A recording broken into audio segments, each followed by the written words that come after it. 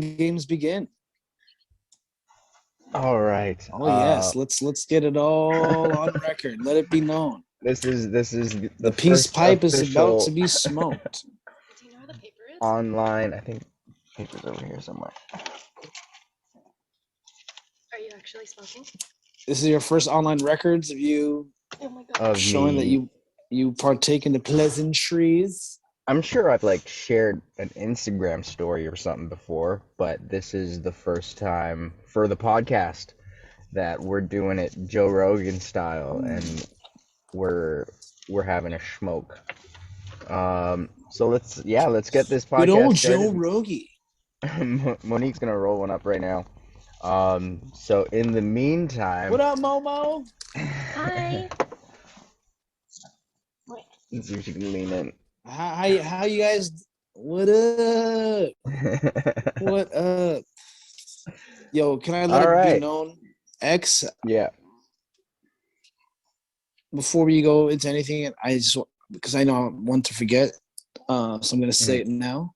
I want to say thank you because I'm still using this joke to this day. Still working through it actually, but it's a common joke I speak on still.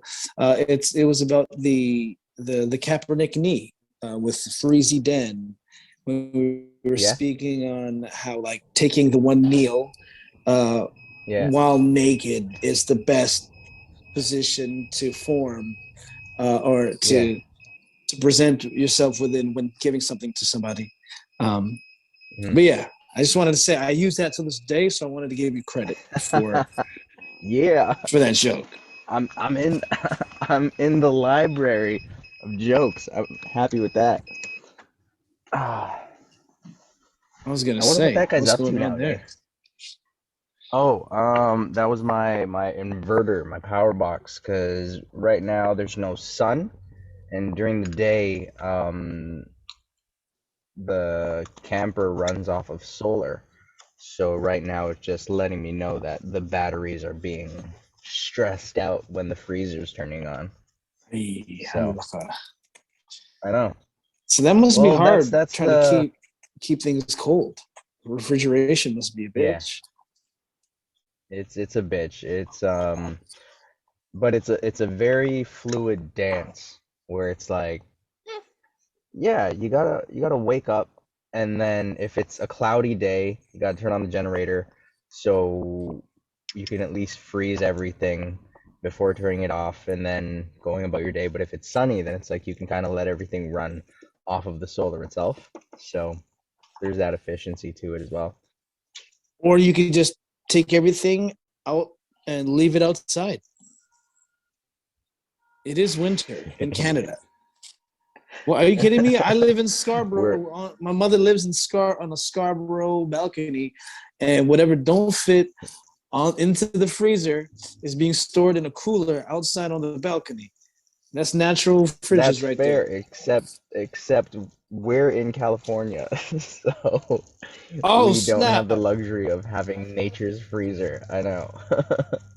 So hold on, y'all drove to Cali? You in Cali now? Yeah. Yeah. Hold on. Before we continue, everybody, Okay, welcome my to the bad, Two my Degree bad. Podcast, brought to you by the Play On Foundation. And today's guest, he is a longtime friend, and he is taking the world by storm on the comedy front, as well as with his podcast that he got going on with Marlon Palmer. Shout out Marlon because we had him on the show before. And you're rocking the Hey, stand up scene, and he is also my first guest that I am going to light a ting with for this interview. So everybody, welcome hey, Big Norm. What's going on, Norm? hey! Blessings and salad dressings to the people. Them greetings. um, I hope but all is well over there wherever you are listening. yeah, all Thank you for over the having me. world, hopefully, trying to get the worldwide market. But yeah, no, as you were saying, yeah, we drove down to Cali. So the ideal situation with this build, this camper build, was to get away from the cold, and just to snowbird it and just stay in it when we're not in Canada. So yeah. We're in California. We went That's all a the way to the East Coast, drove through Toronto, and then went down to Florida, and then back over to Cali. So it's been quite the road trip, and now we're just damn. hanging out in Cali until it warms up north again. Then we head back north. Hold on. So you drove down the Bible Belt, made it to Florida, Hmm. and then you Hmm. just crossed through Texas, Zona, all them places, and landed your Yeah, ass in California. And how long yeah. did this take you approximately? Because you left weeks ago, months ago. We we got on the road end of September, Jeez. and then we landed here in California on the 24th, December 24th. I mean, I remember How you being doing with how you doing with yours? I got a little Dinner. got a pinner. All right, I'm just Dinner. finishing pinner. this up. A pinner, I like a ting. I like a 1 2 1 2. Um, no, when I was out there, I remember you I just call showing it a me one like paper. on one paper. A one Yeah, papes. yeah. This is the mine Yeah, one what was that? papes. Normally it's a backwoods, but I ran out. No, I was gonna say I remember when I was in BC earlier last year. I remember you trying to show Mm. me while driving, um, where your camper was, and I remember Yeah. looking trying to find it, and like, what is he talking about? And I didn't really know exactly what you're talking about when I finally saw it in the distance. I'm like, you're doing it. You're gonna travel North America, and that cute little guy right there. That's amazing. I was like, that's like that to me is a real dream because like a lot of people are scared to to let go of home. They're to cut off that umbilical cord. They're scared to leave the home front, to leave the nest. But here you are, Yeah. just like, hey man, I'm gonna just let my hair blow in the breeze to travel, throughout the states like our uncles used to do back in the 70s and 80s on a $10 Yeah. gas tank. You know what I'm saying? Yeah. So That's the yeah, just dream, man. just I'm wanted to do so proud something. that Yeah, you're wanted to doing do that, something bro. crazy. Thank you, thank you, All right, thank I'm you. And ready. then thought I'd get in touch with all y'all through this means. You're in the middle. No, I appreciate it, man. I appreciate it. Uh, I don't know if you had any questions for me, but I had questions for you. That's for sure. Considering you're on the road doing all these things, and it may sound immature, but these are stories that I really enjoy hearing. Um, but considering you're on the road like crazy, I know you will have some ridiculous shit stories. Like I'm talking like you need to take a Yeah. shit. If you're pulling up to a side, shitting on your tire or something. You got a mud butt situation. You got to go to the We closest got like we rest got a area. I installed when you came, it was still in the works, but like back there, like I got a toilet in here. It's called a Oh snap! composting toilet. Yeah, so like I got that all sorted out where it's like it actually collects it, which sounds gross, but like the system, it has a fan that kind of deals with all that and all the smell a lot of the times. Right now it's getting a little full and gotta change it, but But it makes luckily compost, um yeah, essentially. so you could take your dirty ass mud butt shit and then turn that into some fertilizer that you can grow your tomatoes out of. Yeah. So There was one time essentially, where I was essentially, there was one time where I was changing it where I had to take out what was inside and put in new they call it cocoa peat where it just like absorbs all the thing. There was one time where I opened it and there was a sprout from a pepper seed. So it's like I had dinner. Look at your face. where it's like That's amazing. I ate the seed, it processed it, and then I shit it out in there, and then it started to grow. Like there's very fertile land in that toilet. I mean, that's what we were designed for, technically. Some people ask, what are humans? Why are we here on this earth? We were here just to help plants pollinate. We're here to help Yeah, spread the seed. yeah, We eat the seed, we shit the seed, the shit mixes with the seed in the soil, and boom, things grow. yeah. So, There was a yeah. book that I read, Dan Brown, Origins, Shout outs to Dan Brown. and shout out Dan Brown. Um, and the book explores that question of why are humans on Earth? And spoiler alert, humans are on Earth for the basic reason of entropy, where it's like we're just here to process energy. So, for example, if something's trying to grow, we take food, we eat it, we shit it out. We've created fuel that it can grow. That's our only purpose, Yeah. is to just, yeah, Who create needs us? entropy. Who needs us more? Who needs who more? Do we need trees more to breathe, or do trees need No, us more to because breathe? trees, no, because animals are around, right? So animals also produce carbon dioxide. So trees don't need us, but we need the trees. We need the trees. So that's When I do we need shrooms, the man, I trees. have conversations with trees. Whenever I'm dosing, they're my favorite Yeah, things to look at. I'll sit, look at the leaves, watch the nice. leaves Yeah, breathe, sit and just chat to them, give my yeah. thanks, knowing that they're gonna be there before and after me. They're gonna eat me back up into their roots. You know what I'm saying? Legit. So there's something really spiritual about a tree, especially when you're on shrooms. Uh, but I don't where was I I don't going with speak all with them. that? I just enjoy them. I just watch them and see what they're doing, because it's like they move differently when you're on stuff where Yeah, they it moves against the wind, if that makes sense. And it's like it gives it life, and true. you can kind of feel it out. Yeah, so that's me when I'm on something. Did you But hear about that dude? That there's some guy that created a machine that can connect to plants, and then it processes the notes that yeah, the plants emit. it's So I was like, that's some Playtronica. crazy technology. Playtronica is what Monique is Playtronica. saying it is. Um, Can you and the thing imagine with going to uh like there's have you ever been to a sound bath? If yes, on your trip, you should go to that spot. Integratron. You no, ever been? It's in no. California. You should check it out. It's mad Okay, far out. They got all these UFO. it sounds Uh, like a Joshua Tree thing. it sounds like one. I feel like it is a Joshua Tree thing, but it's Mm. called Integratron, and it's this building that's created within this dome. And when you walk in, it's like perfect sound. And we went in there all tripping on LSD and shrooms, and Perfect sound.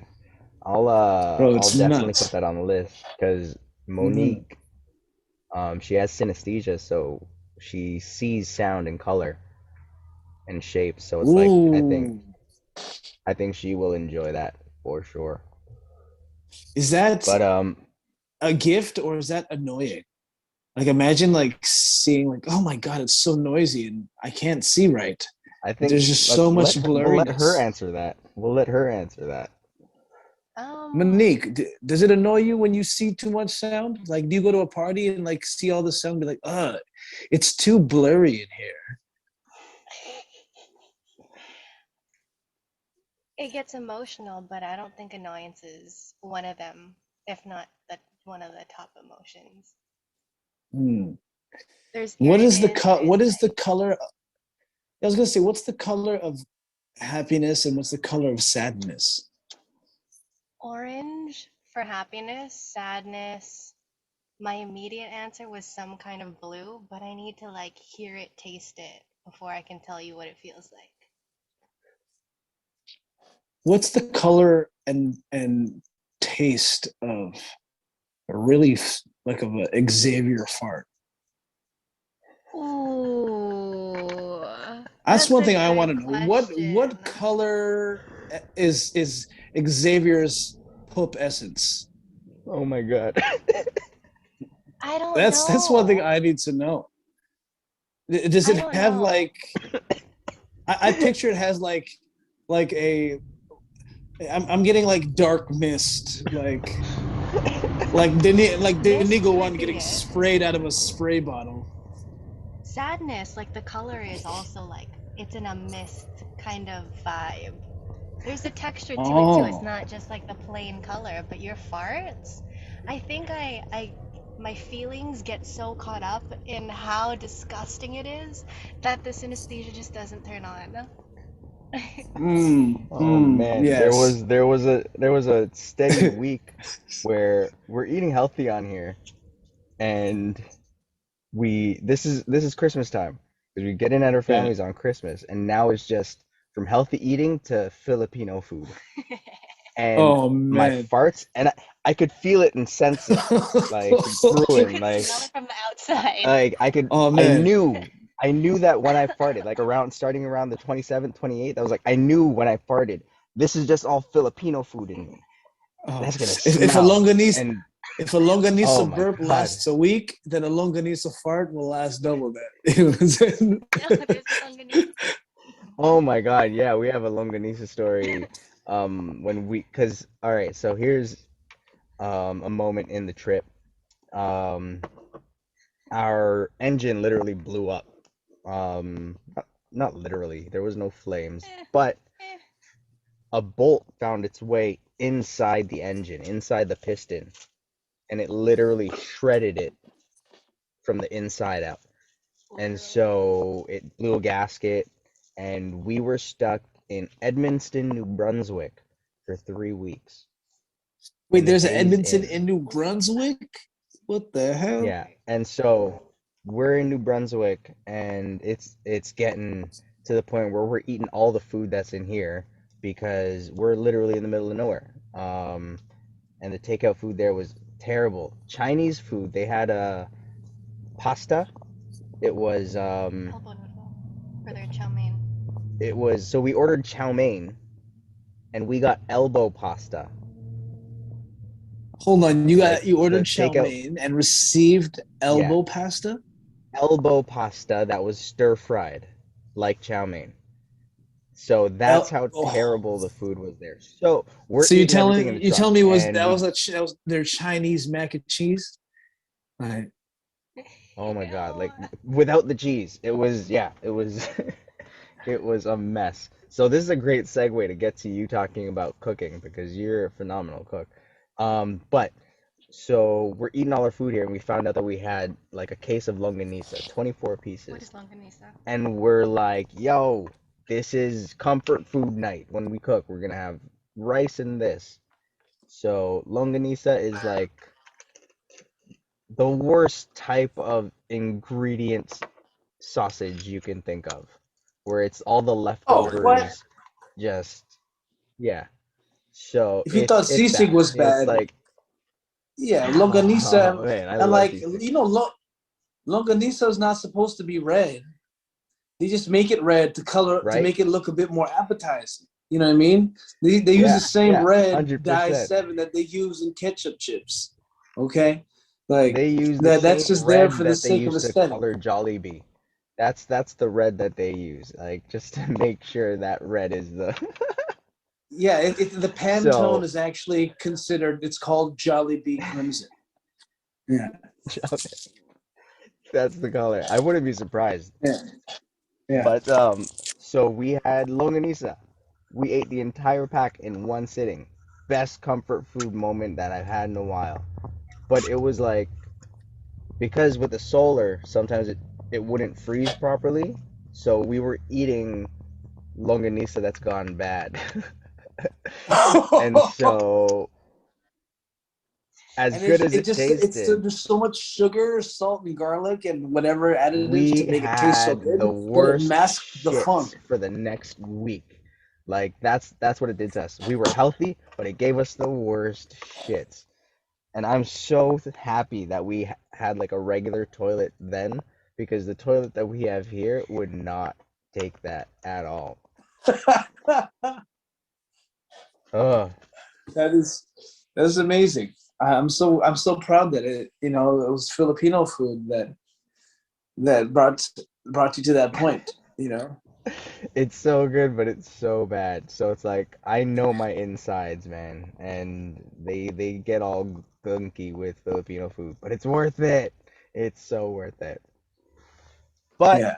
that's a I great mean, segue into our first topic about you. You're a awesome okay. cook, and you've taken it to the point where you're cooking for celebrities. Um, First of all, with that, what was that process like? How did your food get noticed to turn into a personal chef for Marshall So Montana? I'm gonna be HD, yes. HD. So Hey. humble brag. Yes, I was the personal chef for the Soca King of Trinidad and Tobago, Mr. Machel Montano. Yep. It was an honor, but Hey going in, ha. uh, I did not know who the heck this guy was going there. All I knew was I was escaping winter for 6 to 7 weeks. So I'm like, what? Mm. Getting paid on an island to cook for some rich dude? Let's do it. I'm down. I got lucky that my homie, a good friend of mine, Che Katari, he so happens to be Michelle's manager. And when he used to live with me, Che, and Che asked, and Che's a vegan, so naturally living with him, I knew how he eats and what he likes. So he asked me to go on the road with him and cook for him while he's traveling in Trinidad with Michelle going on tour because it was tough for him to find good vegan fare while on road. So I Wow. would just find makeshift ways to cook for him on the road and make sure he's nourished. Um, but then I guess one day I cooked for a meal for Che, and Marshall was like, hey, so he's not gonna cook me nothing. He's gonna cook for Che. Now I'm gonna cook for the boss. I said, boss, I'm gonna eat like a boss. So he's like, Che, why you hugging him? Why is he not letting him cook for me too, man? So he's like, I am Che looks at me, so he's like, yo, Norm, upset you at wanna how on point that impersonation is. well, living with the guy, I was literally his living chef. So I lived with him. I heard the way he spoke. Like, I remember the first meal I made him, I knew he was trying to be on this diet, trying to lose weight. So I gave him a small portion. And he takes the plate. He's like, what is this now? Why he's giving me this small prison portions? He's a boss. Yeah, I was eating like a boss. You're giving me like 16 peas and thing. I was like, sorry, my bad. I fill up the plate and I give it back to him. He's like, no, boy, you're trying to get me fat. You're trying to get me fat. I'm trying to be the happiest man alive. I can't be happy or fat and thing. I was like, yo, do you have to drop one of your song references in everything you say? Like, but it was so funny cooking for this guy because I never cooked Trinidad food in my life. Like I've cooked curries before, but not Trinidadian style curry. Like because everybody cooks their curries different wherever curries are prevalent, right? Thailand cooks it different from India. India cooks it differently from Pakistan. Pakistan cooks it differently from Trinidad. And Trinidad makes it different from Jamaica, and so on and so forth. So Mhm. going there, I knew like I'm not going to try and cook Trinidadian food in the land of Trinidadian food. I'll just go order that. They have the budget for it. You want Trini food? Let me go buy it for you. I'm a specialist. I'm Mm. here to cater to your specific diet. So whatever you want, I will find ways to try to achieve your health goals and achieve your taste palette, right? So he Mm. loved. The fucked up thing was he wanted it. He loved Trinidadian food, but he wanted to go on a paleo pescatarian diet. So that's no carbs, no nothing, just seafood, Wow. and Yeah. but healthy seafood. So you can't have shrimp, no nothing. But meanwhile, he's like, but I Mm. want doubles and I want roti, and I'm like, yo, you live in the land of fried dough. You know what I'm saying? You guys eat fried dough for breakfast. Like I can feed you those things, but luckily I was able to come up with some healthy food alternatives for him to lose weight. And he was in. I look back at all the photos in the 5 years I worked for him. That first year I worked for him, he lost so much weight.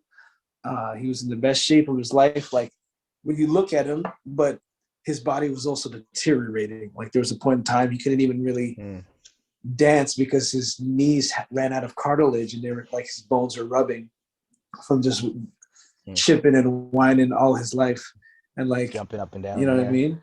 So, but it was a crazy experience cooking for him. Like I said, I just landed on it through that one meal that I cooked for my homie, and Masha was there. And it just ended up being a thing where I was the food manager. So I didn't just cook for him. I cooked for whoever would come by. I made sure everyone had something to eat. I kind of went above and beyond because, you know, having that Filipino mentality, it's like everybody has to eat, right? So I'd do this thing where like we'd go to the fetes and they would always have all these food vendors out because, you know, they have these all-inclusive fetes where you pay a large fee. You get in, you're there for the whole night and you can just eat all you could eat food at these different vendors. And I would just go. Sometimes they would charge money. Sometimes they'd be free if you spent the money to that specific fete. But anyways, I would go around and let people know, look, I'm a chef. And they'd look at me like, who are you? I'm like, you think some short Filipino guy with a Canadian English accent is going to come around claiming he's my Montano chef if he wasn't? Like, what kind of blasphemous claim is that? I'm Michelle's chef, and he asked me to find him 20 doubles. And mind you, this guy's not eating the doubles. I'm getting this for the staff. There was like a team of 50 people. So I'm collecting doubles. I'm going like different places like, hey, let me get 30 beef patties. Michelle wants 30 spicy beef patties. Michelle don't even eat beef. But I was like just exploiting my power at this point and influence.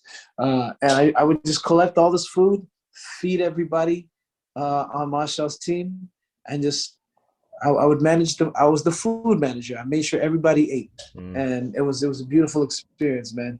And the crazy thing is, I'm not even the best. Like, I won't even say I'm like a 5-star chef. I'm not out here creating the craziest meals and coming up with crazy dishes. I just know how to get the job done, right? Like, oh, this is what you want exactly, because everybody has a specific palate. Like, I can cook the way I want to cook, but when you're a personal chef, you have to achieve what they want. So I'll taste something that they like, and then I'll be like, let me achieve this, but healthier, and try and get as close to it as possible. And I would deconstruct food and learn on the fly and recook it for him.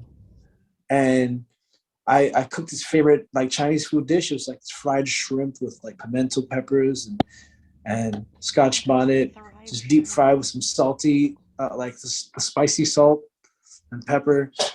Very simple, like late night Chinatown dish, but when I was able to replicate it exactly to how that his favorite Chinese restaurant made it, he was like, "God, Mom, you keep on cooking me these things. You have a job for life."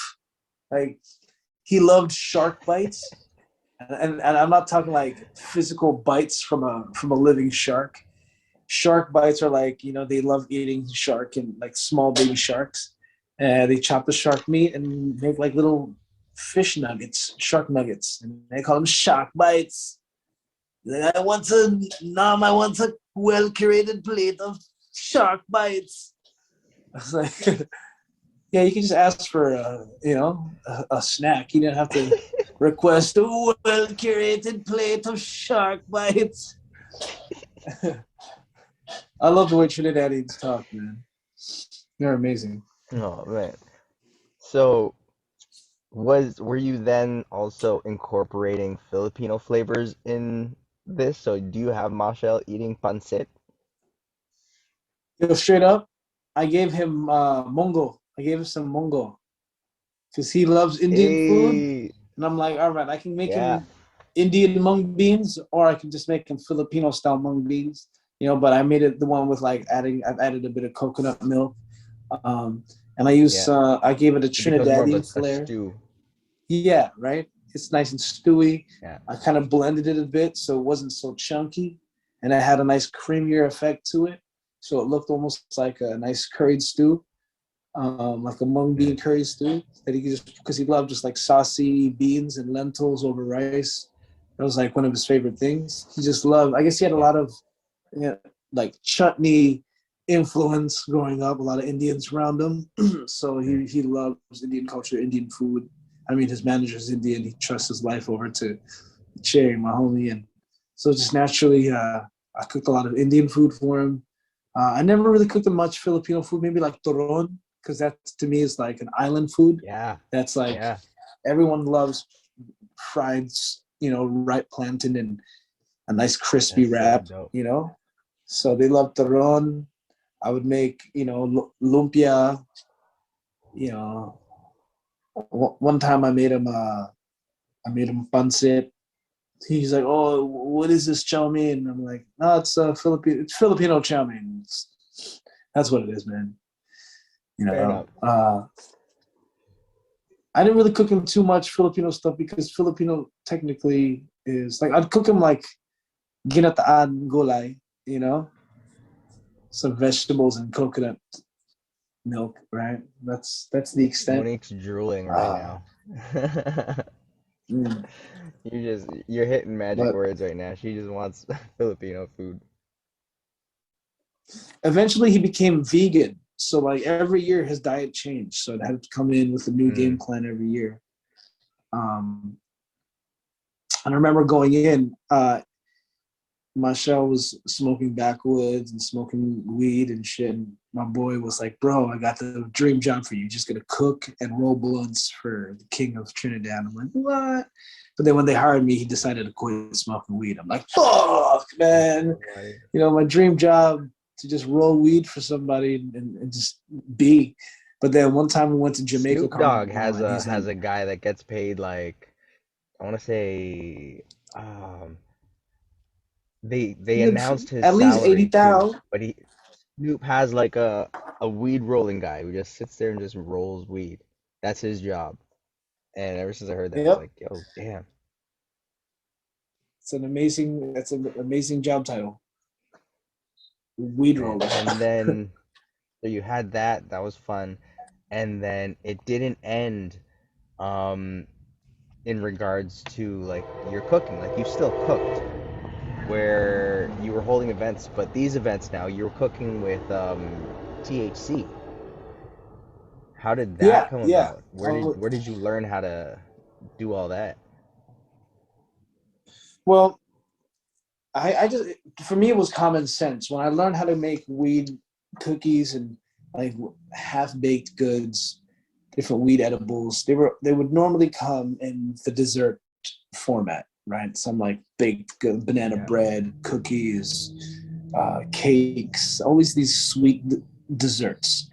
Um, but I understood that the concept of cooking marijuana is to extract THC and put it into some form of uh, substance that has a high level of fat content. So whether it be butter, coconut oil, MCT oil, all these different Mm. oils that have this fat content, I was like, if I just have to get into fat content, I gotta find dishes that require some form of fat, some form of oil. And almost everything calls for oil, but then there's certain things that are Yeah. specifically perfect that will soak up all oil, and it's not just gonna get stuck on the pan and washed off. Like things like a cornbread. You know what I mean? Like that was one of the first things I Mm. came up with. It's Kush cornbread, and I would not only steep stems into the coconut milk that I would use. Uh, I would have coconut or marijuana oil, uh, and I would use like I went from using shake to using bud to eventually using distillate because distillate doesn't have any terpene profiles. It's all just like raw distillate. You Mm. just get the strength, all the THC, and boom. But yeah, I started throwing my own parties because I didn't like working for people. So it's like I need to make some money. I need to hustle. So it's like out of necessity, I'm like, let me throw a cool event that people would want to come out to, on a date on a Friday night where you could smoke weed and eat food with weed in it.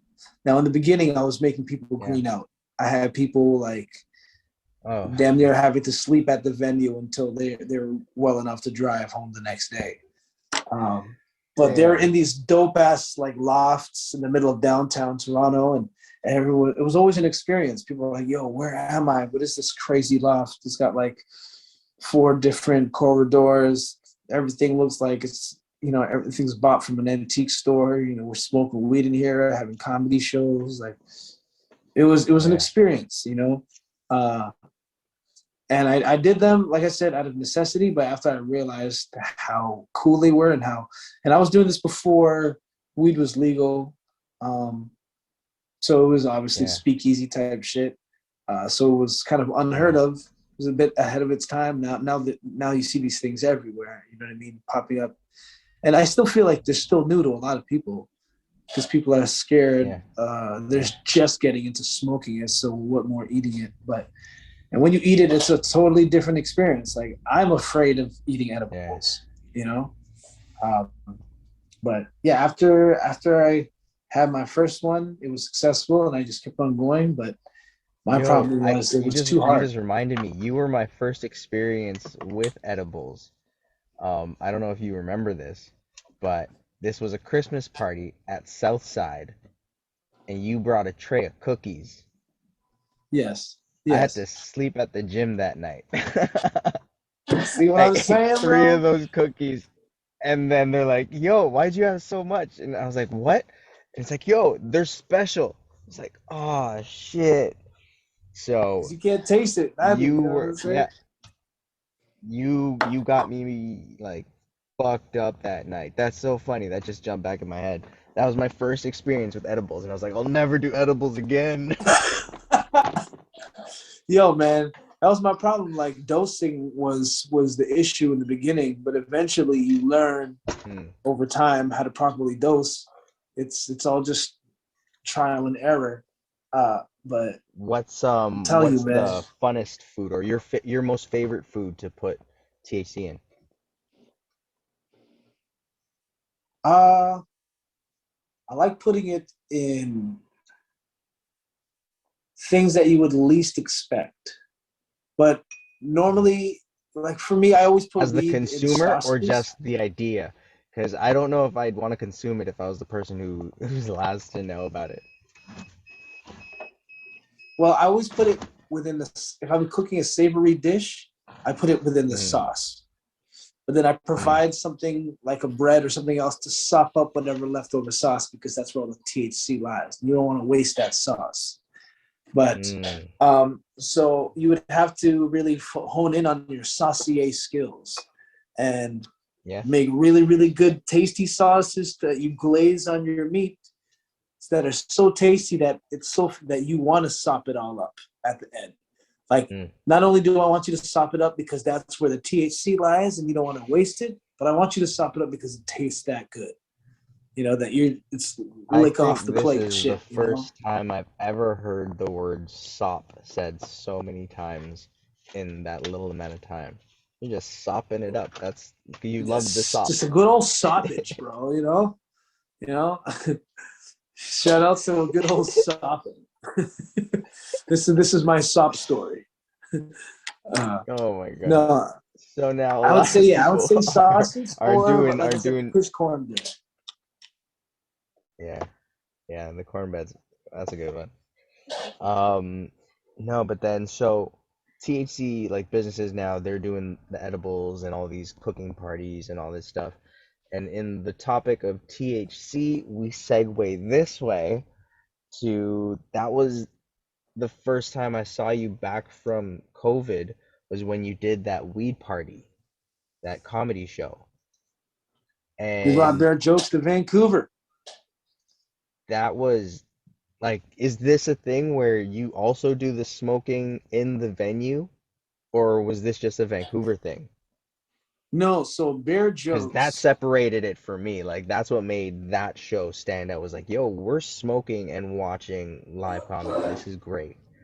Well, that's the experience I wanted to create. More specifically, there was a, a good number of weed rooms pre-pandemic in Toronto that you can go and Hmm. watch comedy and smoke weed at the same time. Places like uh, Vapor Central on Yonge Street, the Underground on Queen Street East by Broadview, Vape on the Lake, all these different vapor lounges where they would allow you to smoke weed. But because me being the blunt smoker that I am, I smoke backwards to my face. They wouldn't allow tobacco products to be smoking inside. Rightfully so. People don't want tobacco smoke in their air, but this is the different tobacco. This is backwards. Come on. So Bare Jokes was created specifically to cater to a specific niche market of backwoods smokers, because backwoods smokers are so devout to the specific blunts that they smoke that they don't want nothing else. They're so particular that, me being one, I know how many of there are in the city of Toronto alone, that I was like, if I can create a comedy show just for the backwoods smokers alone, I can sell out a show monthly. Like, I know at least 50 people that smoke backwoods, right? So, quarterly, every 4 months, I would find venues that would let us smoke weed in there and trust us to just burn it down. And it went from like 200 room venues to pack. Well, we once packed this place that could really fit 200 comfortably, but we put 350 in there, and it was just like too packed.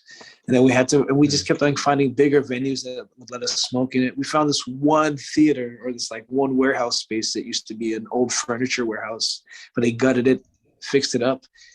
We fit like 650, 700 people in the spot. And every single one of them had a lit blunt. Just imagine 700 people smoking at the same time, like unhealthy breathing conditions for anybody. Okay. People greening out, but it is what it is. That, like I said, that just came about because I wanted to smoke. I wanted to create an experience for blunt smokers. Simple as that. So we started that here, and then some guys in Vancouver heard of us and said they wanted to sponsor us and help us out. So they helped do our shows out here in Toronto. Shout outs to High Street. And then they're like, yo, it's pandemic. Flights are cheap here in Vancouver. Let's do a show. Let's do something. We spoke about doing a collab in Vancouver. So we wanted to recreate that same vibe that we do in Toronto in Vancouver. And they helped us find that space, GG's, where we could smoke inside. And yeah, man, they just handed out buds to everybody. You saw that? They were just walking around, open bag of Ziploc weed, and just saying, here, take some, enjoy. People doing some Zoomers, taking it to the next level and just laughing. It was kind of a long night. Now, the thing too about that show was like, that was the first ones back in the pandemic when things started to open up. So what was that like, getting back on the stage after so long? Luckily, I was able to do a lot of underground shows during the pandemic, so it kept me sharp. The tool in the shed wasn't that dull; it was still being put to use, and so when it happened, I was more so excitement. But then I was just nervous knowing that Vancouver is not a blunt town. This is not a place where they smoke backwoods. It was hard to find backwoods out there. So to have a whole room full of like blunt smoke, I wasn't sure if it would work out. But luckily, people smoke enough weed out there to still have a good time without blunts. And people were just excited to be out at that specific time of the pandemic. It was like second opening of the lockdown, so they're like, this is the second run at freedom. So everybody was excited, and I remember Vancouver being a bit more loose than Toronto was at the time. And y'all were just hyped. I was mad excited to be there. Vancouver, even though Vancouver is Canada, it still feels like I'm leaving the country to go somewhere else, because it's a totally different vibe out there. I mean, you're a Scarborough man out in Vancouver and the West Coast. Totally different speed. Oh yeah.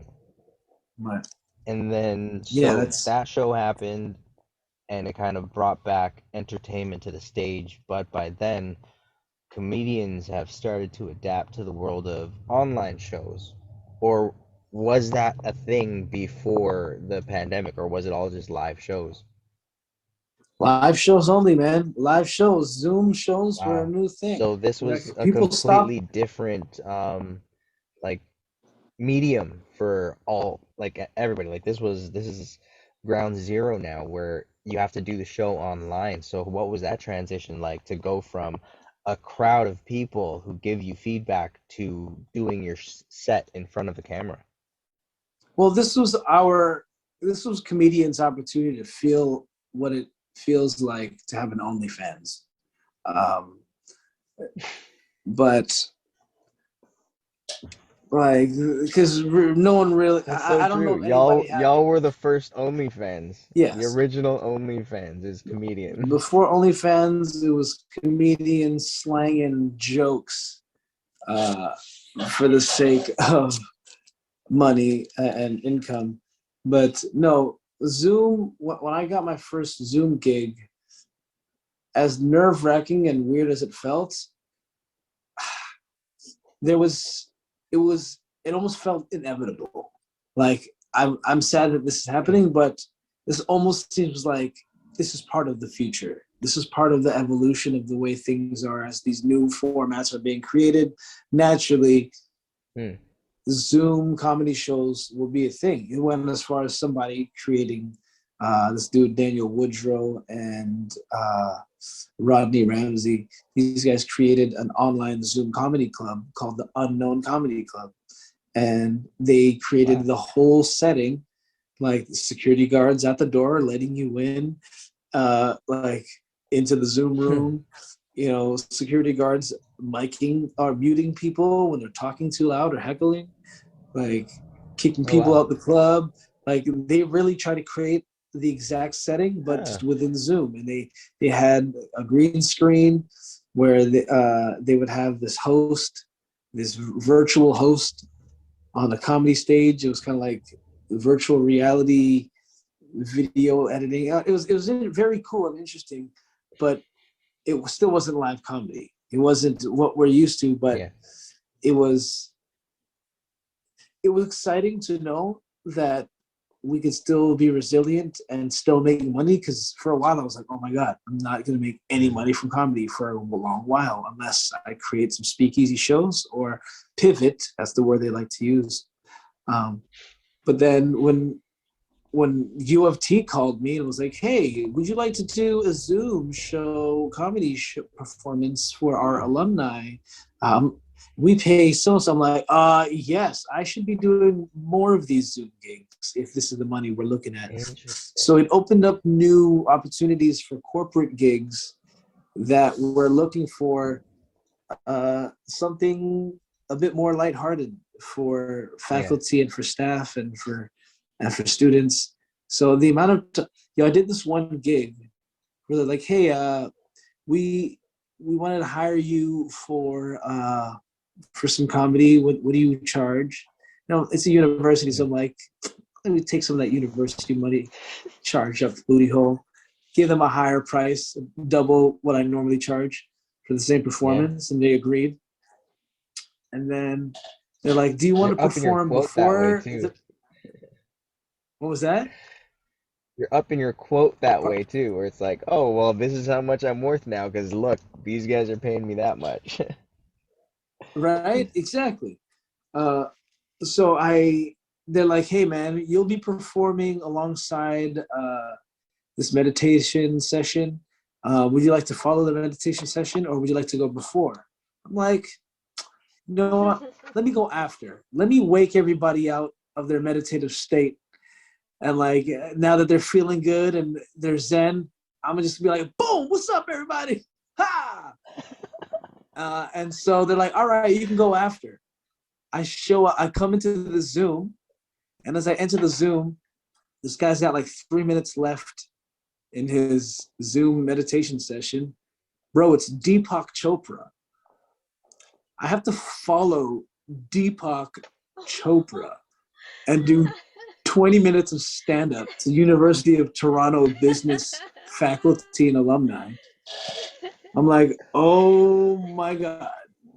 My boy from Scarborough hired me. He's like, "Yo, Norm, man, I'm doing some shit for U of T business faculty. I'm gonna hire you. All right, cool. I'm like, wicked. Let's do this.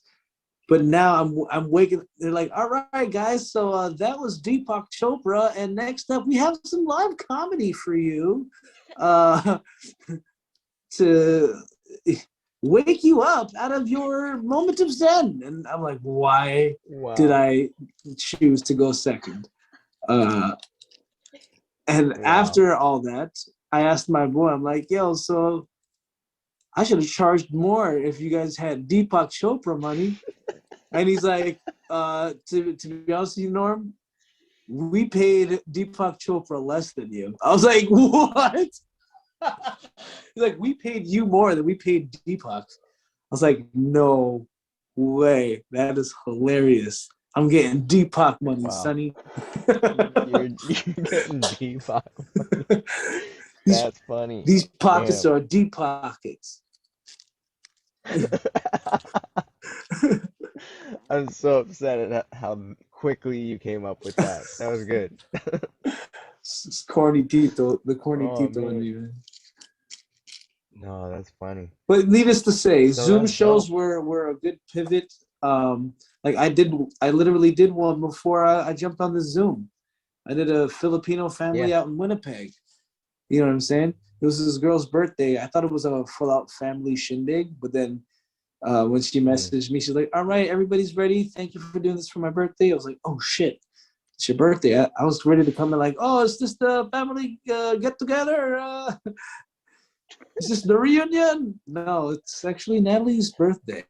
Uh, and luckily, there's a lot of material to go off of just because I could roast people as I go through all their settings, like wherever they're sitting, who they're sitting Mm. with. Like there's this one Filipino guy. Damn, that's some dope information that a comedian could never get before. Yeah, right.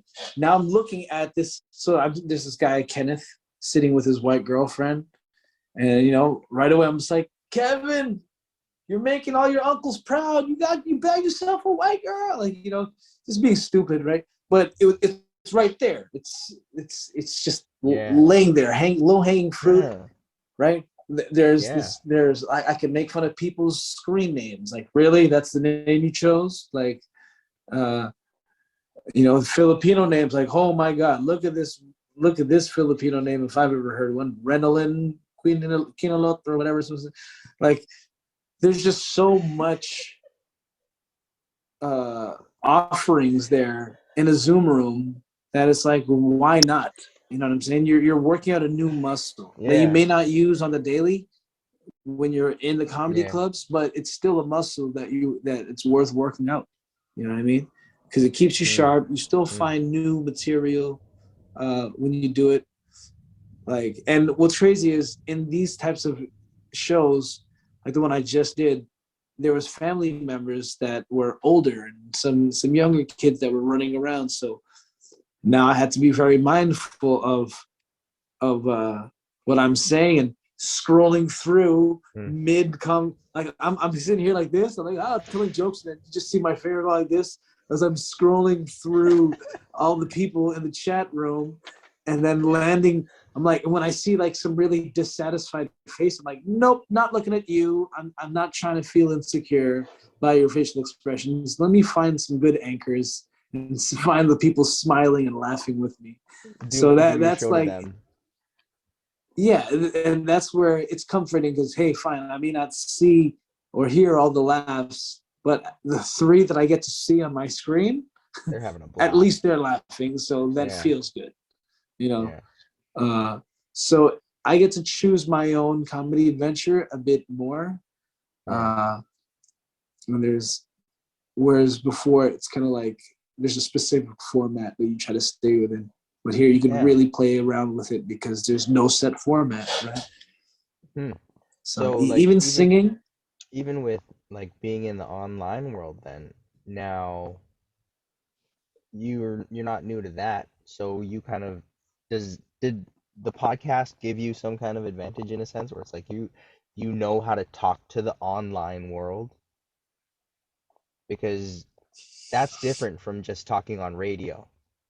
Like you're talking to a live audience on radio, but then to talk to an online market, there's completely different performance aspect to it as well. Well, the beautiful thing about comedy is the more crowd work you do, the more the crowd trusts you and what you have to say. There's Mm. something Mm. magical about creating those moments in that moment with these people that only they can tell that story. Like Is that this something moment that was you created. developed then, or did you hear that from somebody? Like, if you do crowd work, they'll trust you more. Uh, People have told me, I've seen it, I've tried to develop it. I'm not as good as I'd hope to be with my crowd work, but I know I give off a lovable vibe. So people are always Hmm. like open and welcoming to me, luckily. Yeah. But I always knew that comedy, to me, I looked at comedy like a conversation that you're having with 3 to 4 really engaged people in a room, and everybody else listening are just people that are eavesdropping in on the conversation because it's just such a juicy conversation that they want to hear what you Mm. have to say. So now just imagine you're talking to 4 people in a bar, and all of a sudden you just see all these necks turning and be like, what did he say? And then you see people like slowly gathering around and be like, wait, I gotta hear what this guy is saying. And at that point, it's literally, for me, comedy is literally a really engaging conversation that everybody wants to eavesdrop on. Right. So Hmm. naturally in Zoom or in comedy stages, when I'm having these performances where it's just like I'm talking to people that are in the crowd, that's where I find I make that organic connection with the patron or with the audience member, because they feel like I'm genuinely really trying to connect through conversation and not just Yeah. performing, being performative or whatnot. I try my best to be as Yeah. relatable as possible so that, people care to listen to what I have to say. But for the most part, it's just tell really dope anecdotes and stories, and have really really good perspectives that will force them to want to actually know the outcome of what you have to say. You know, I'm curious now to how you evolved to that. It sounds like you're this is something that you've created and crafted together, where it's a different kind of funny smart in a sense. So it's like it's not just you're going in raw. For lack of a better pun, where Eddie Murphy, when he was a kid, like he just do punchlines, punchlines, punchlines.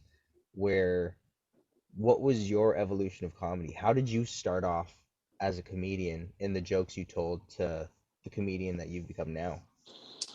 that's a great question, because I always say comedy for me was survival. Like when I wanted to hang out with certain people, I had to um, I had to use humor to to stay in certain rooms where people are like, who is this little guy? Like, who are you? But Mm, yo, I'm the guy with good weed and bare jokes. Like, trust me, you want me around.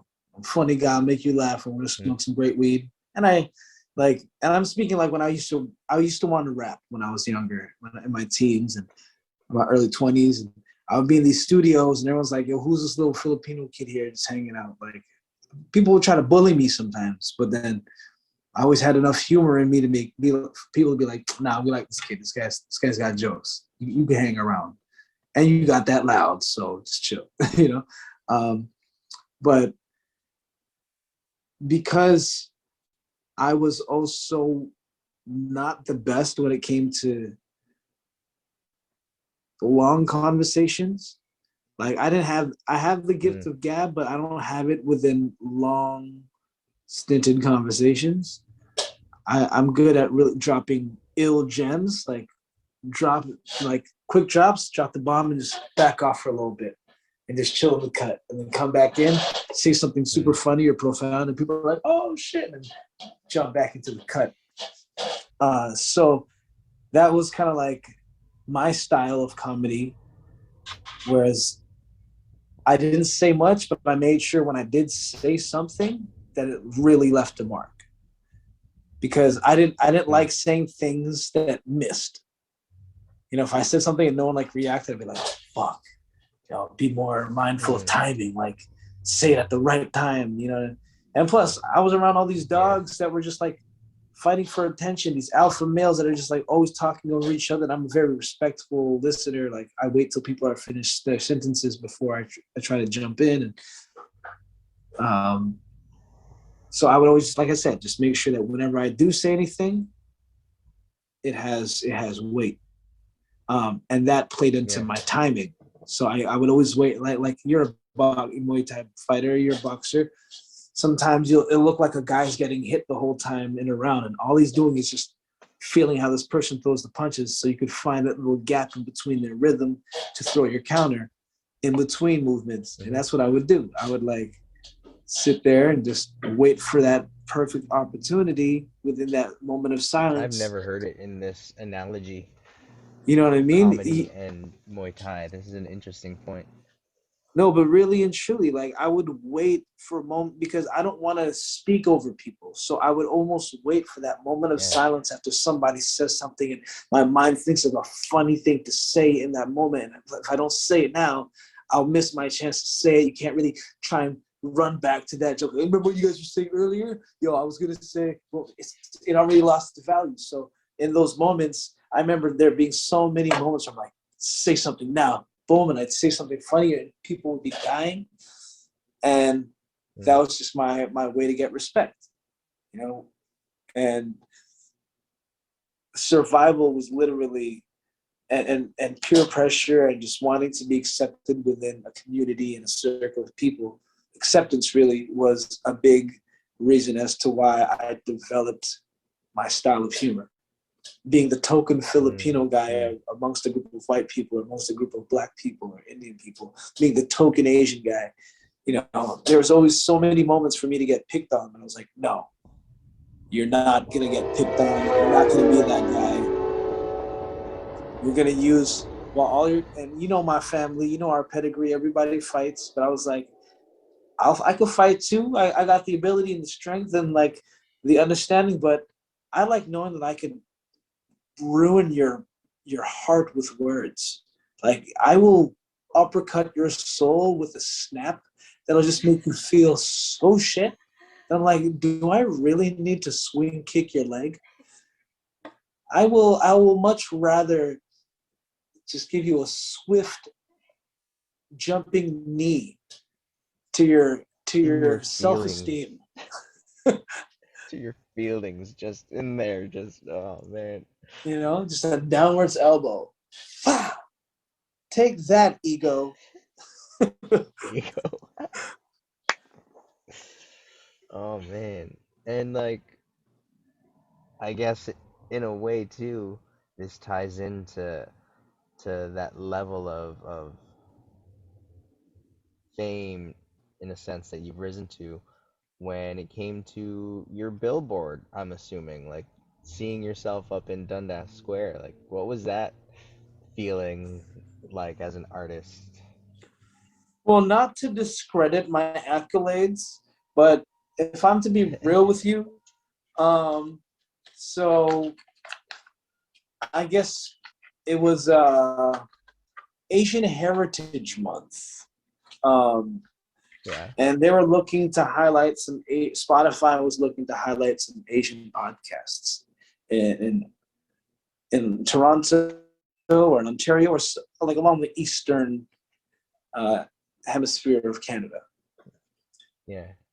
I don't know why they couldn't find enough Asian podcasts, but unfortunately there weren't many Asian podcasts. The two that they chose was this one called Rice. They only had like 3 episodes of their podcast, and they already got a billboard. Oh wow. And then Extra Gravy, because lo and behold, they have a Filipino guy on there. So Asian Heritage Month, the Spotify billboards, we are the 2 Asian podcasts that got spotlighted. And like I said, this is not to discredit us. Hey, does that mean I'm up for the next Asian Heritage Month billboard? You know what I'm saying? Like you're filling a really, That's so really funny. big void. You know, Yeah, they're lacking in this Asian podcast world. Um, that's so funny. so Oh that my was God. nice, but at the same time, Yeah, when it happened, I was like, this was it was an tokenism. eye opener. Mm-hmm.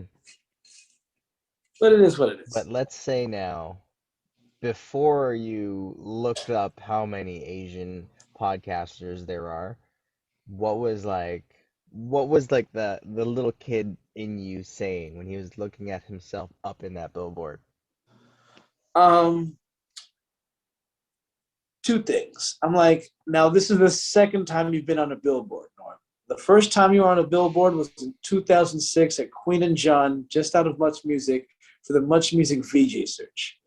I was up there for like 2 days. No, I was up there for like a week, I remember. And then after they X'd me off the show, they just put a big X on my face, bro. And I was the first person with a big X over my face on this billboard on Queen and John, Hot Street. You know what I'm saying?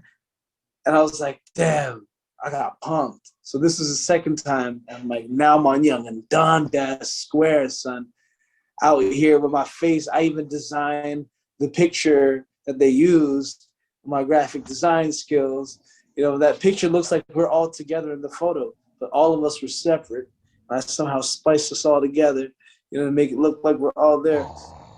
And even repositioned it a bit so I look a bit taller than I actually am. You know what I mean? Um, but it was surreal just because uh, it's not something I envisioned, to tell you the honest truth. I never thought Mm, I never envisioned in my life that I was gonna be on a billboard because of a podcast. You know, maybe I thought yeah, as an R&B singer one day, or a rapper, or a comedian, but never did I think a podcast was gonna lead my ass to a Young and Dundas billboard, Canada's Times Square. You know what I'm saying? so funny.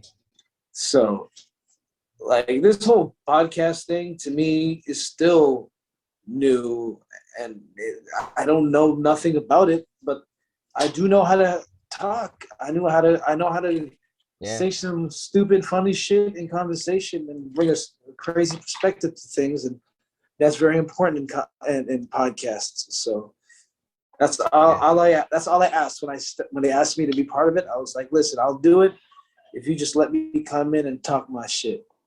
I don't want to have to deal with the editing. I don't want to do minute taking. I yeah, don't want to come up with topics. Come up with all the topics. Let me come in, provide my perspective, play devil's advocate. I'm not a yes man. I will be mm, in disagreement of a lot of the things that you say. Nas is better than Ja Rule. Blah blah yeah, blah blah blah. And that's what it's been. It's been that, and I've been lucky enough to feel very free and loose within this podcast. And that's that's my contribution to it. And it's been fun. It's been simple. hmm, It's been straightforward. And like, I wouldn't suggest everyone to start a podcast, but if you want to start yeah, one, uh, it can be fun. But this is the one thing I've yeah, done most yeah, consistent. I've done it for 4 years now. Every Tuesday, almost every Tuesday. I would say about 45 Tuesdays in a year. I'd say we miss about 10 Tuesdays maybe, but 45 Tuesdays in a year. No, 7 Tuesdays, sorry. About 45 Tuesdays in the year, we're doing this podcast for the past 4 years. So, that is incredible. Like, hey, kudos thank to you. to I've, you I've guys never done for anything. giving that kind of time. My cousin has owned Cause the gym yeah, no, for you how many guys you years? And guys I've only hold done it. you hold you hold it down like in regards to listener attention and just, keeping it fresh and keeping it interesting. So it's not like it's a bad show either. So you guys got something, and you guys are bringing a lot of fun topics as well. So it's like Marlon's doing a great job picking those, and keeping the conversation alive. So keep it going, I mean, man. And I'm Marlon I'm excited to is seeing where it's gonna lead to for the both of you. well between Marlon and Alicia, they're already beasts in their own right. They do some great things on their own. So for all Mm, of us three to come together, everybody does their own thing, but we all mesh and somehow complement each other somehow.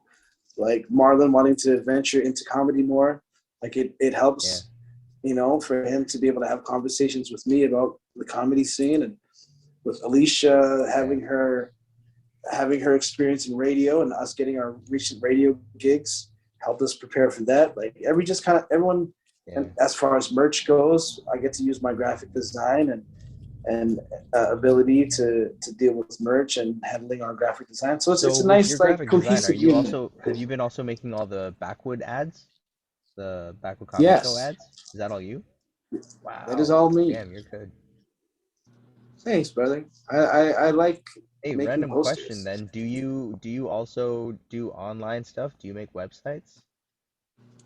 I don't do websites. I don't do websites too much. Ah, They're too tedious. Um, yeah. I just like doing posters specifically. I I enjoy already I post already art. asked Mikey, so because Mikey used to do it, but he doesn't do it anymore. Yeah, yeah. He's like he's a computer guy, but like a mid 2000s computer guy. Yeah, They old change. school. Yeah, you know what I'm saying. We started in the DOS, you know, DOS Yeah, era. yeah. CD dot dir/w HTML. Fucking. Everybody had to kind of know code back then too, because you had to like choose DOS or Mac Mm. sometimes. By the way, I'm here with Fly Lady Die. Say what up. Hey, hey.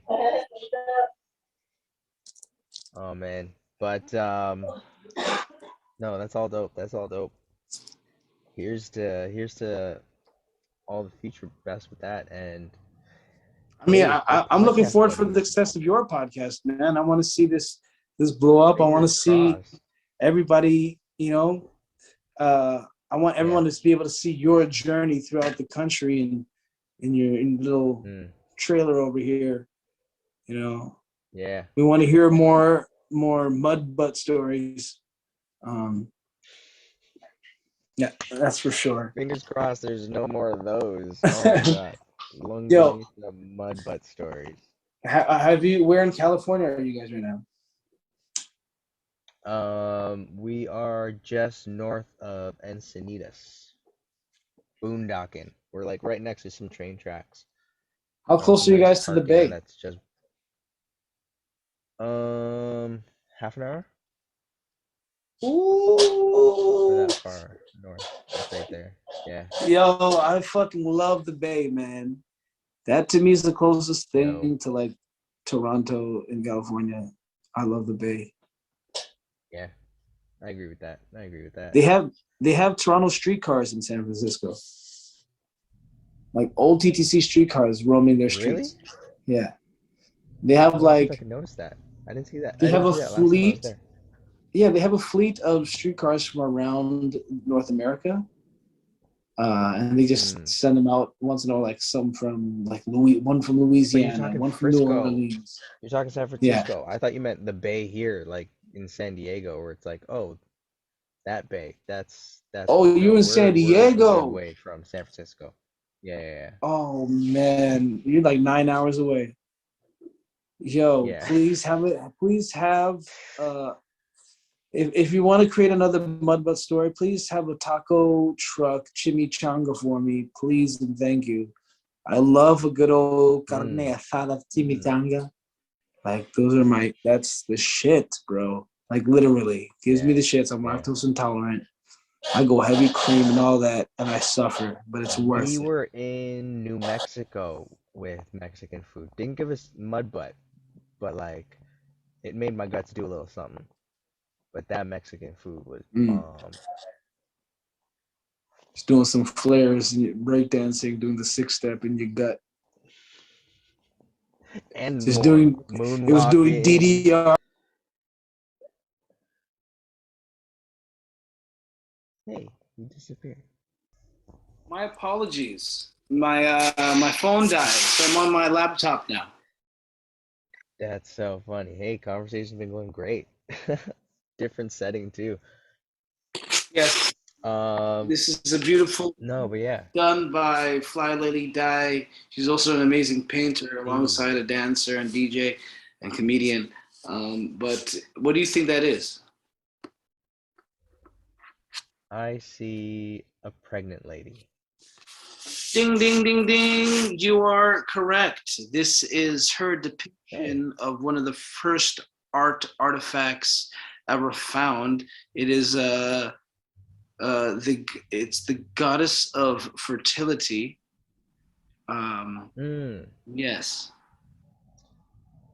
But I know the answer to this because they have that god in American Gods. yes. I know the name. Which is an amazing show, by the way. Yeah. Oh man, that show was really fun. Do you ever watch shows and be like, oh my god, if ever I was hired to act in this show, I would kill that role. Like, do you ever find those roles when you're watching something? Yes, but at the same time, it doesn't make me diminish what the other actor is already bringing because like they're just giving different choices. Yeah.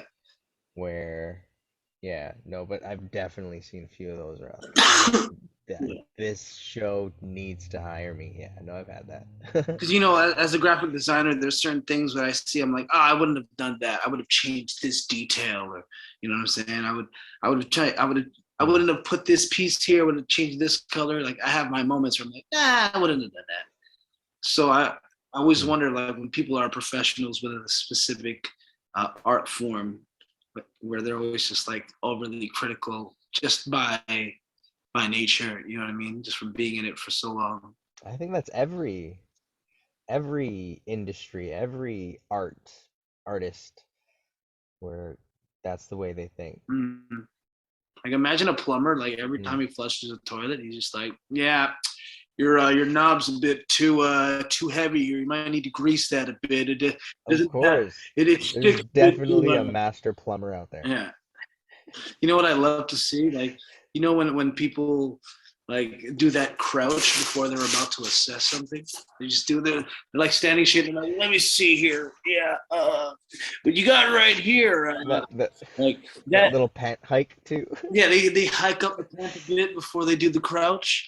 The moment they do that and put their hands on their lap above their knee, just get ready to hear some shit. Like they're about to talk right That's after so that. funny.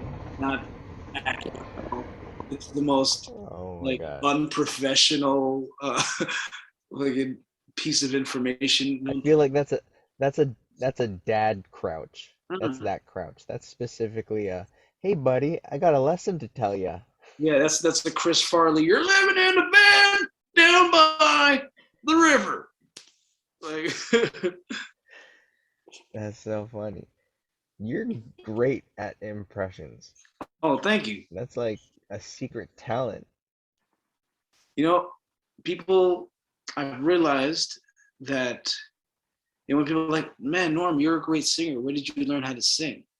I learned how to sing By practicing copying. and mimicking other singers. Like, I didn't like singing the songs unless I was singing it to the best of my ability in a way that they were singing it. So I Yeah, would try to mimic them. Like, I would try to sound like Cisco when I would sing that's fucking in so my funny. bed. I'd even be like, I got this feeling, and I did, yeah. Like I would literally try to embody that voice. And so what I was inadvertently doing was practicing different singing and vocal uh, lessons, different vocal styles, Yeah. to the point where uh, I will almost like equate it to the way I was influenced by graffiti. In the beginning, I would copy all these different styles until I eventually formed a style that had all the different styles that I copied from, which made my own style, right? It was just elements of like Hmm. 6 other people's styles to create mine. So eventually, in practicing other people's singing styles, I found where my voice lies. like my range where I'm suited. Because a lot of people will have great voices, but they don't sing within their range, right?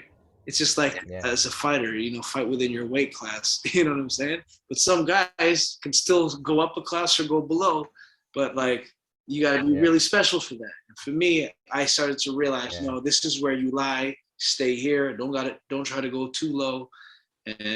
But that all came from trying to like, can I sing like Luther Vandross? Can I sing like Frank Sinatra? Frank Sinatra? And eventually, it just I became a really good impersonator before I became a great singer. That's interesting. That's so fascinating.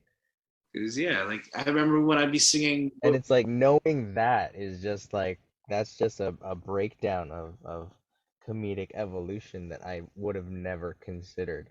Yeah. Where it's like, yeah, you create. That's interesting. That's fascinating. And even listening to something like, oh man, listening to something like All for One, and I would sing I Swear. Remember I Swear? I swear by the moon and the stars.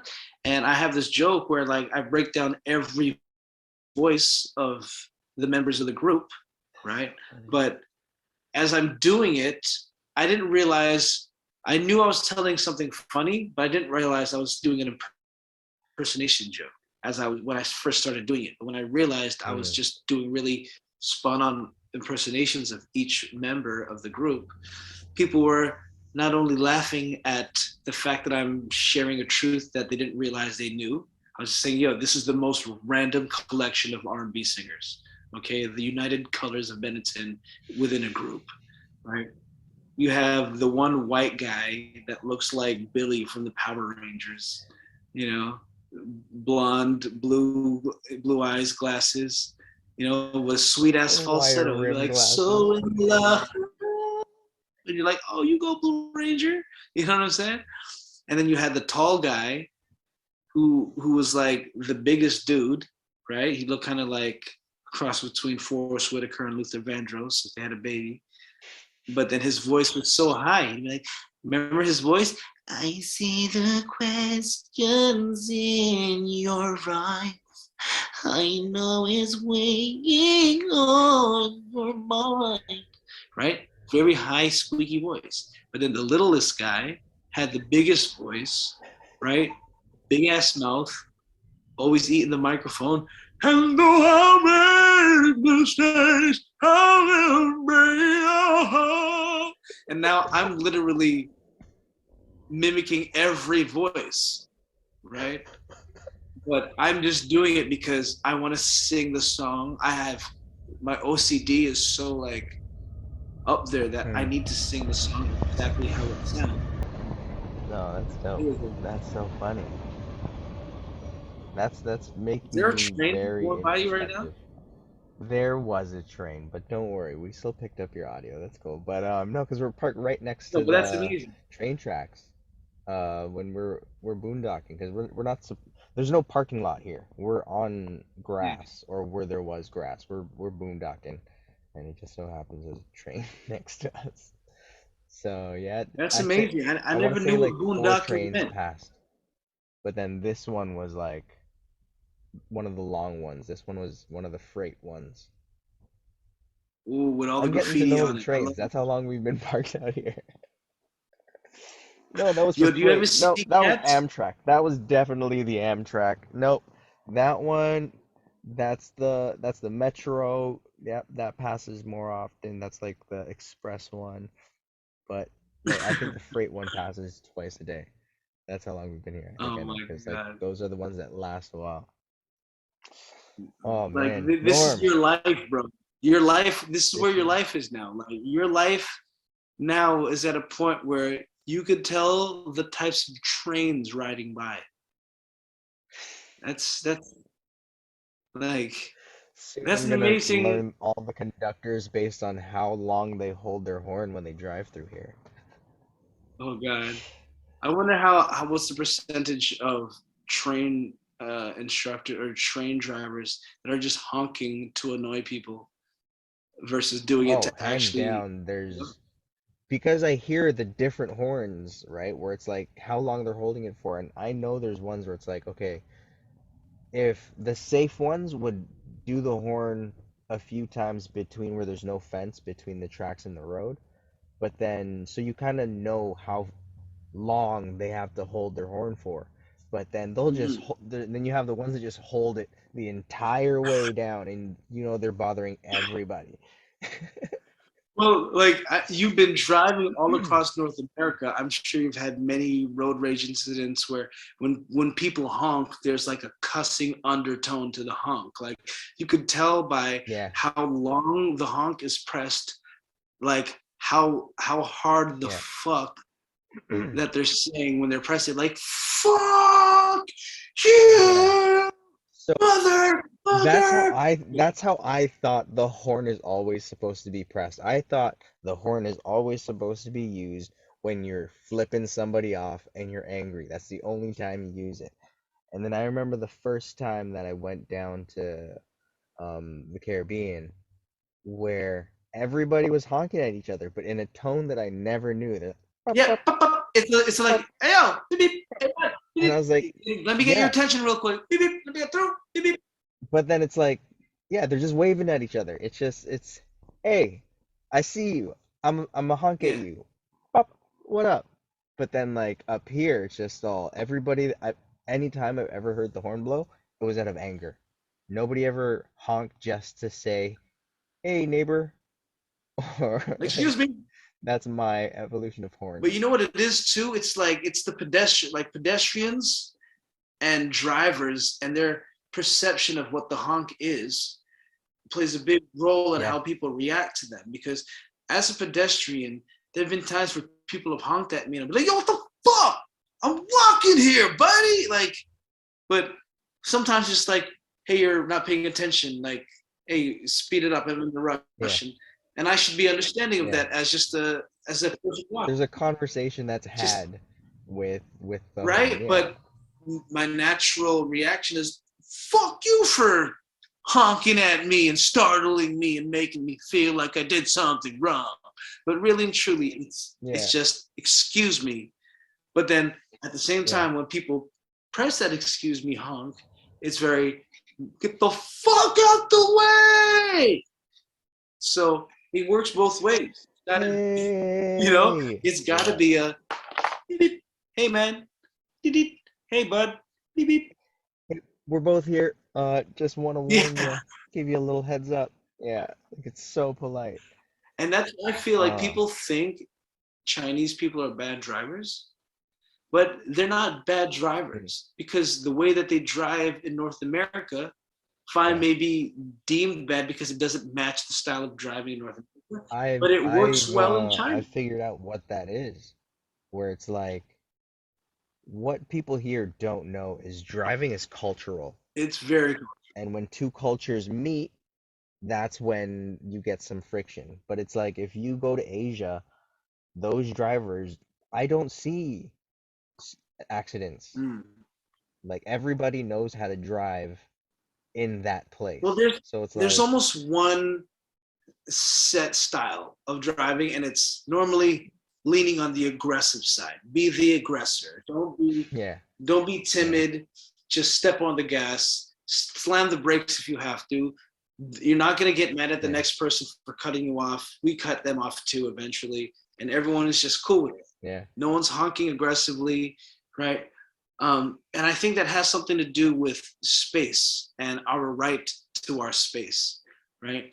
In a place like the Mm, Philippines or in India or China where they're overpopulated, who are you to say, hey, this is mm, my space? Don't invade my space. And when you're in cars, you have this new sense of power and you're driving through this laneway that says, hey, these are the rules. You could drive with it. Just obey the rules, but you have this power and you're like, I'm breaking the rules, going in and out. There's this almost maniacal person that's created behind this wheel because now you have this new form of power. And when you don't get your way, when you're normally having your way, you're just like, get the no, what are you doing? Get out, don't cut me mm. off. this is my right of way. This is my space. You can't walk on a person's lawn out here without people Yeah. being like, yo, you're on my lawn. This is my space. Respect my space. And in driving, I feel that unfortunate entitlement bleeds into their road rage, because naturally, when you don't always have that power, when it's taken from you and given to you so many times within one driving session, right? 1 minute Yeah. you're like gunning through it, and all of a sudden now you're at the power of this red light, where it's like, nope, it's a red light. Yeah. You must stop. There's nothing you could do about it. You could gun through this if you really wanted to. And people Yeah. in the Philippines, India, China, everywhere I go, Jamaica, Trinidad, will run through a red light. It's a suggestion, right? But that's because Yeah. everyone agrees with that. So they're gonna look around Yeah. and treat a red light like a 4-way stop. If there's no one there, why am I waiting for the red light to turn green? There's no one there. So Yeah. we're just gonna go through it. Yeah. I would always be like, what are you doing? Like, it's what? It's common sense. No one's here. Do you not see anyone? Why are we really waiting? So because those cultures all adhere to those rule bending strategies, or whatever you would call it, it's easier for them to do those things. But not in North America, man. Rules. You gotta do it by the books. Do it right. Anyhow. Man, Norm, I can great, just bro. listen to you break things down. Like you tell great stories. You're just on point. You're quick witted, and that's relevant too in your comedy, where it's like you're a fucking funny guy. If I haven't told you lately. No, thank you, X. I appreciate that, bro. We've come a long way. We've known each other for a good while.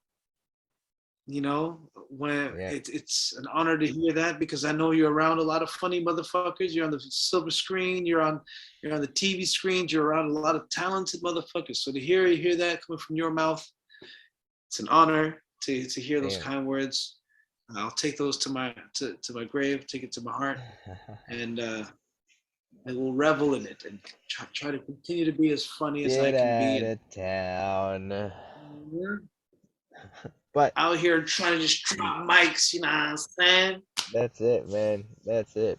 Looking forward to more, Norm. Other than that, man, we gotta end this. We gotta bring you back for another episode, so we'll figure out when you're gonna hop back on and just give us gold, because this was a fun interview.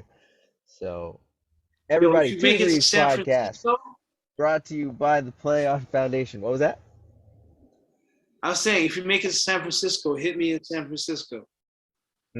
Make that happen. Make that happen. Once it starts to warm up a bit more. That's for sure.